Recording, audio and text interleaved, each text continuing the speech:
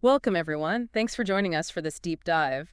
We know you've been looking at the sources we shared about how students learn best and what teachers can really do. Yeah, some fascinating stuff in there. Totally. So today, we're really going to pull together two big ideas, high expectation theory, or HET, and self-determination theory, SDT. hmm Both look at student motivation and learning, but maybe from slightly different angles. Exactly. And the sources, especially that educational psychology review piece, do a great job showing how they kind of connect. Right. It shows how, even though they started differently, they point towards similar things for creating, successful classrooms.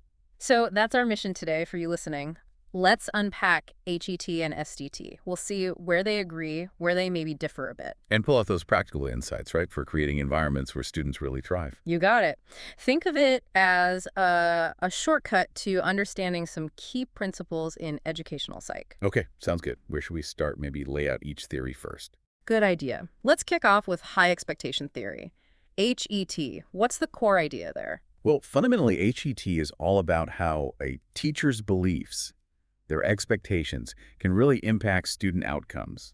It's got a long history, going back to that famous, or maybe infamous, Pygmalion in the classroom study. Ah, yes, Rosenthal and Jacobson, late 60s. That's the one where, remind me, they told teachers certain kids were bloomers. Exactly. They randomly picked some students, told the teachers these kids were expected to show big And gains. they actually did, even though it was random. Right. It really highlighted this whole self-fulfilling prophecy idea.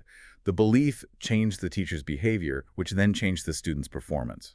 And there's also that sustaining effect concept too, isn't there? Where initial expectations kind of lock students in. Yeah, that's part of it too. Like if a teacher thinks a student is average early on, they might unconsciously teach in a way that keeps them average, even if the student could do more.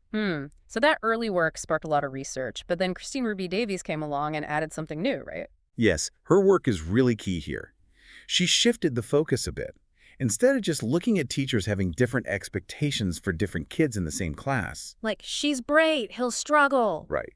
She looked at teachers who hold consistently high expectations or consistently low ones for everyone in their class relative to where those students are starting from. Ah, okay. So it's more about the overall classroom climate of belief. Like, everyone here can learn and grow significantly. Precisely. It's a subtle shift, but really important. It's about the teacher's general stance toward the whole class's potential. And the results she found were pretty striking, weren't they? Oh, absolutely. Her research, especially a big experimental study, showed huge academic gains in these high expectation classrooms. We're talking an average effect size of D equals 1.05 over a year. Wow. That's that's massive in education research It terms. really is. And in the low expectation classrooms, very small improvements. Plus, the kids in high expectation classes develop stronger beliefs in their own ability to learn. So it's not just wishful thinking. These high expectations actually change how teachers teach. It seems so. It influences the quality of feedback, the level of challenge, maybe even subtle things like body language and tone of voice. Okay, so what are these high expectation teachers actually doing differently day to day? What are the key principles HET identifies? Well, HET points to three main interconnected principles. First, they tend to use mixed ability or flexible grouping. Okay. But crucially, they combine that with genuinely high-level learning opportunities for everybody. So not dumbing things down for certain groups. Exactly. It means careful explanations, linking new stuff to what kids already know, asking challenging questions of all students. Not just the ones who always put their hands up. Right. And encouraging collaboration, offering some student choice in activities, and really focusing on mastering the material, not just comparing kids to each other. That flexible grouping part sounds key to avoiding labels. It is. They might use targeted skill workshops, but kids might opt in, or the groups change often. It's not about fixed ability tracks. Ability isn't seen as some fixed trait. Got it. Principle one, high-level learning, flexible groups. What's number two? The second one is about creating a warm socio-emotional climate. Okay, the classroom atmosphere. Yeah. These teachers build positive relationships with all their students. There's a sense that the teacher genuinely cares about everyone. No favoritism. And that probably helps with classroom management too. Likely. When kids are engaged and feel valued, you tend to see less misbehavior. Plus, they actively encourage peer support kids, helping each other learn. So it's a culture of respect, warmth, mutual support. Sounds like a place you'd want to learn. Pretty much. Frequent changes in seating, friendships forming across different groups. It all contributes to that positive climate. Okay. And the third HET principle. That's goal setting. Oh. In these classrooms, students are really clear on the learning goals. They know what success looks like for a particular task or unit. So they understand the target. Exactly. And that helps them see their own progress, feel that sense of accomplishment, which then boosts their belief in themselves as learners. So the teacher's high expectations become kind of internalized by the students because they see the path forward. You can put it that way. Mm. And these teachers are closely monitoring progress towards those goals. They give feedback that's specific, frequent, and tied directly to the learning targets. Not just good job. Definitely not. And they offer tasks that are exciting, challenging, but achievable, often with that element of student choice again. Keeps motivation up. Okay, that paints a really clear picture of high expectation theory in action. Now let's pivot to self-determination theory, SDT. How does that fit in? Right, so SDT is, well, it's a much broader theory, a macro theory, they call it. It's about human motivation and well-being in general, not just in schools. Okay, so bigger scope. Yeah, but it has very specific things to say about education. At its heart, SDT proposes that all humans have this innate drive to grow, to learn, to fulfill their potential. An inherent tendency towards growth. Exactly. And whether that drive flourishes or gets stifled depends heavily on the social environment and in schools. That means teachers are a huge factor. Makes sense.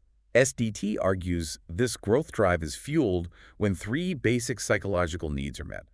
This is a core part of SDT, often called Basic Psychological Needs Theory, or BPNT. Okay, three basic needs. What are they? They are autonomy, competence, and relatedness. Autonomy, competence, relatedness. Okay, let's break those down in a classroom context. Autonomy. Autonomy is the need to feel like you're in the driver's seat of your own life, that your actions are your own choice, volition. So not feeling forced or controlled. Right. In class, it's about feeling you have some input, some say, that learning isn't just being done to you. Okay, competence. Competence is that need to feel effective, capable, to feel like you can handle challenges, learn new skills, make progress. Feeling like I can do this. Exactly. And seeing evidence that you're getting better. And the third one, relatedness. Relatedness is the need for connection, to feel close to others, cared for, accepted, like you belong. So connection with the teacher, with classmates, part of a community. Precisely. SDT says when these three needs are satisfied, people thrive.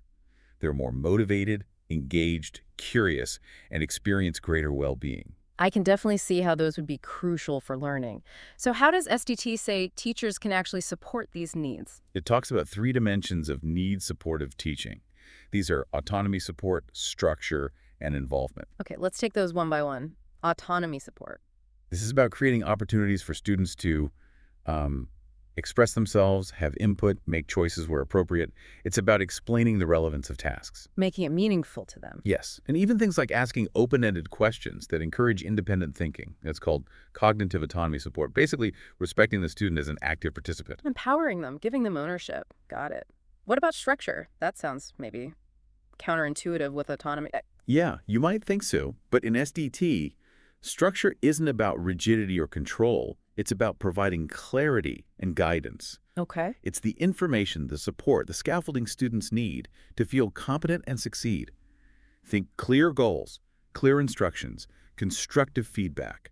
So it's like giving them the map and the tools they need for the journey. That's a great way to put it. It includes offering challenges that are just right. Not too easy, not too hard, what they call optimal challenge. It's about consistency, teachers being available, offering encouragement. And focusing on effort, not just talent, giving specific feedback. Yes, all that contributes to structure. It helps students understand how to achieve things and feel capable of doing so. It's contingent responding helpfully to what the student does. Okay, structure makes sense now. It supports competence. And the third one was involvement. Right. Involvement directly supports the need for relatedness. This is about the teacher showing they genuinely care. The relationship piece. Exactly. Demonstrating positive regard, being interested in students' progress and their feelings, encouraging kindness and empathy among students, just being available and showing commitment. Making students feel seen, valued, connected. Now, SDT also talks about the flip side, need thwarting. Okay. The opposite of support. And crucially, it's not just the absence of support. It's actively undermining the needs. How so? Through things like overly controlling teaching styles, creating chaos where students can't feel competent, or showing disaffection or rejection, which damages relatedness. That sounds pretty damaging. SDT calls it the dark pathway. It's linked to really negative outcomes, Mhm. a motivation, burnout, disengagement, even dropping out. That's a really important distinction. But you mentioned earlier that HET doesn't focus as much on that negative side. That's one of the key differences, yeah. But before we dive into the differences, it's striking how much overlap there is in the positive practices they both recommend. I was noticing that too, like HET's mixed ability grouping and mastery focus. That seems to feed right into SDT's need for competence, doesn't it? Reduces the focus on who's smartest. Absolutely. It makes ability less salient, focuses on growth, Mm-hmm. and HET's warm socio-emotional climate. That's almost a perfect match for STT's relatedness support. Right. The importance of teacher-student and peer relationships, collaboration, it's central to both. Mhm. And the goal setting in HET, Mhm. especially allowing student choice and input, Mm. that seems to hit SDT's autonomy need. It definitely connects. Hmm. And the challenging goals and specific feedback in HET align well with SDT's concept of structure, providing that contingent support needed for competence. Though you pointed out SDT's structure also includes things like classroom rules and expectations, which maybe isn't as explicit in HET's main principles. That's a fair point. HET's focus is more on the learning task structure, perhaps. Yeah. But overall, the alignment in recommended positive practices is really strong. Okay, so where do they diverge significantly? You mentioned SDT's focus on need thwarting. Right. HET does talk about low expectation teachers, but they're often described more in terms of maybe being less effective, less organized, perhaps a bit diffident or lacking belief, Less actively harmful, maybe? perhaps less intentionally harmful, though the impact could still be negative. SDT's need thwarting describes more active controlling, chaotic, or rejecting behaviors. It's a stronger focus on the potential negative pathway. But could low expectations lead to behaviors that feel thwarting? Like if you don't think a kid can do something, maybe you overmanage them, which feels controlling. That's a really interesting point. It's possible. A low expectation teacher might, say, rely heavily on rigid rules for control, which SDT might see as thwarting autonomy, even if the teacher isn't being overtly rejecting. Or maybe they don't encourage peer help because they don't think certain kids can help, which limits relatedness opportunities. Exactly. Or they set vague goals because they don't expect much, which hinders competence and autonomy. So the outcome for the student might feel like need thwarting, even if the teacher's primary issue, from an AT perspective, is their low expectation. So the different focuses don't necessarily contradict each other. They might just highlight different aspects of problematic teaching. I think that's a good way to see it. Hmm. They largely complement each other, even in describing less effective teaching. Which brings us to how they fill each other's gaps. It feels like HET gives us more insight into the teacher's side, the beliefs, the reasons why they might choose certain practices. I agree. Teacher expectation research really delves into teacher cognition, beliefs about differentiation, how those form. SDT is more focused on the student's experience, how those practices land psychologically, via need satisfaction or thwarting. So putting them together gives a fuller picture. Teacher beliefs, practices need satisfaction, student outcomes. Exactly. That integrated model is really powerful. SDT provides the underlying psychological mechanism, the why it works, while HET offers a very practical, teacher-focused framework for the what to do. It makes SDT maybe more accessible for teachers using HET's language. Potentially, yes. Yeah. HET's principles might feel more intuitive or directly translatable into classroom actions for some educators. Okay, what about individual differences among students? How do these theories handle the fact that not all kids are the same? Well, both theories generally lean towards principles that benefit all students. They both seem wary of excessive differentiation based on perceived ability, seeing it as potentially harmful. Like creating those fixed labels again. Right. But SDT does acknowledge the need for teachers to be adaptive and provide contingent support, meaning tailoring things to the individual where needed, like adjusting the difficulty of a task, providing different kinds of feedback, maybe explaining relevance in different ways depending on the student's interests. But it doesn't necessarily give a detailed playbook on how to do that adapting. Not always in great detail, no. It emphasizes the principle of being responsive to individual needs. And this seems like another area where HET offers some concrete strategies within that high expectations for all framework. I think so. That idea of expectations being relative to achievement, focusing on individual progress, not pure comparison, is key. Right. High expectations means expecting significant growth from where that student starts. Exactly. And those flexible opt-in skill workshops we mentioned, that's a practical way HET teachers address different needs without resorting to rigid ability grouping. It supports competence where needed, but also autonomy, because students often have some choice. So HET provides specific ways to differentiate support that align really well with SDT's principles of supporting competence and autonomy. Precisely. It offers actionable strategies for managing diversity within a universally supportive environment. Okay, let's touch on validity. We've talked about the conceptual overlap, climate or relatedness, goals autonomy, grouping competence, but you said we need more research actually testing these overlaps empirically.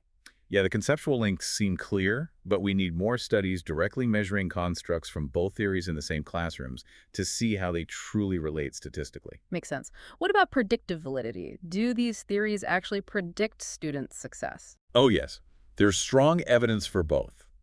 Teaching practices aligned with HET and practices aligned with SDT's need support have both been consistently linked to positive outcomes. Like what kind of outcomes? Better motivation, higher engagement, improved well-being, and crucially, better academic achievement. Okay, but do we know if they predict different outcomes, or is there overlap there too? Like, does HTT uniquely predict achievement while SDT uniquely predicts well-being? Or do they both influence everything? That's less clear. More research is needed to tease out the unique predictive power of each theory's specific constructs. Are they explaining the same variance in outcomes just using different terms, or do they capture unique aspects? And the research methods differ a bit too, you mentioned. Yeah, generally, yes. SDT research often relies heavily on student self-reports about their needs being met and tends to use cross-sectional design snapshots in time. Whereas HT. HET research often includes teacher reports, classroom observations, interviews, and frequently uses longitudinal designs following students over time. Which gives a different kind of evidence. Right. SDT research could be strengthened by incorporating more longitudinal data and more observational measures of teaching. Okay, so wrapping up the comparison. Where is the integration between HET and SDT strongest, and where do they remain distinct? I think the integration is definitely strongest at the level of recommended teaching practices. That's where the synergy is most obvious and useful. The what to do in the classroom. Exactly. But their theoretical roots and primary focus remain different. HET comes out of teacher expectation research, focusing on teacher beliefs as the driver. SDT comes from this broad theory of human motivation, focusing on psychological needs as the mechanism. Different starting points, different core concepts, but converging on similar practical advice. That's a perfect summary. And the integrated view is really powerful. Teachers communicate high expectations through interactions that support autonomy, competence, and relatedness. They set clear directions, structure, within a supportive climate, relatedness, involvement, offer meaningful choices, autonomy, and ensure tasks are challenging but achievable competence. Precisely. That combination creates the optimal conditions for high-level learning for everyone. Okay, so the big takeaway here for you listening is that these two major theories, HET and SDT, despite different origins, really point towards similar ways of teaching effectively. Ways that boost motivation, improve learning, and support student well-being. Understanding both gives you a richer, more robust picture. There's real power in seeing how high expectations can be enacted through need-supportive practices. Absolutely. And maybe a final thought to leave you with. Go for it. Think back on the teachers you remember really making a difference for you. The ones who really stand out. Okay. Were they communicating that belief in you, that high expectation? And at the same time, did they make you feel like you had some control, like you were capable, like you belonged? That's a great question to reflect on. Did they embody both HET and SDT principles? Maybe thinking about your own experiences through this combined lens can offer some fresh insights into what makes teaching truly impactful. It definitely gives you a powerful framework for thinking about learning environments, past and present. Well, thanks for digging into all this with us today. My pleasure. It's fascinating stuff. We hope you found this deep dive useful and maybe it sparked some ideas to explore further. Thanks for tuning in.